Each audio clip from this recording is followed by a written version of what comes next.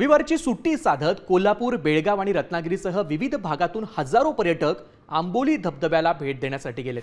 दाट धुकं, पाऊस आणि कोसळणारा धबधबा यामुळे निसर्गाचा अद्भुत नजारा अनुभवण्यासाठी पर्यटकांनी गर्दी केली आहे. घाटातील वातावरण अधिकच आल्हाददायक बनलंय.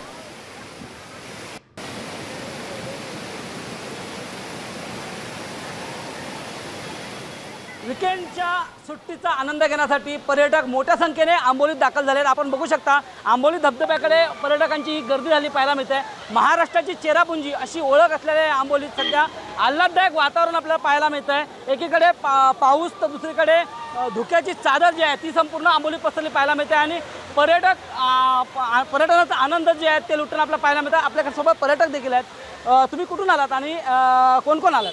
मी सौ शिल्पा धनंजय मराठे. मी राजापुरातून आलेली आहे. आंबोली हा धबधबा महाराष्ट्रात तसा नावाजलेला धबधबा आहे आणि त्यासाठीच एन्जॉय करण्यासाठी आम्ही खरं इथे आलेलो आहोत. मला इथलं विशेषतः सांगावंसं असं वाटतं की पर्यटनच्या दृष्टिकोनातनं इथे ज्या काही सोयी सुविधा आहेत, म्हणजे महिलांसाठी जे चेंजिंग रूम आहे किंवा अन्य ज्या काही सुविधा इथे केलेल्या आहेत त्याबद्दल खरोखर मी शासनाचे आभार मानते.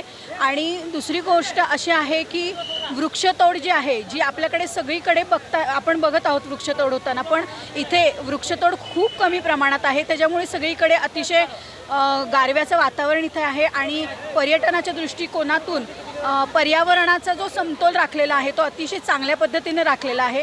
आणि म्हणूनच मला वाटतं की आंबोली धबधब्याला एन्जॉय करायला जे येतात ते वरून अगदी घाटावरची लोकंसुद्धा खाली येतात. त्याचं कारण मूळ आहे की अतिशय चांगला धबधबा आहे आणि प्रत्येकाने एन्जॉय करावा. तुम्ही किती वेळ आलात आणि कसा आनंद घेतला? आता मी आत्तापर्यंत 2-3दा आले, हे चौथ्यांदा आले.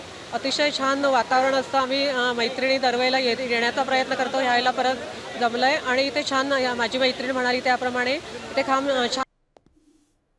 साम टीव्ही मी नेहमी पाहतो. त्यावर दाखवलेल्या बातम्या रिलेट करतात.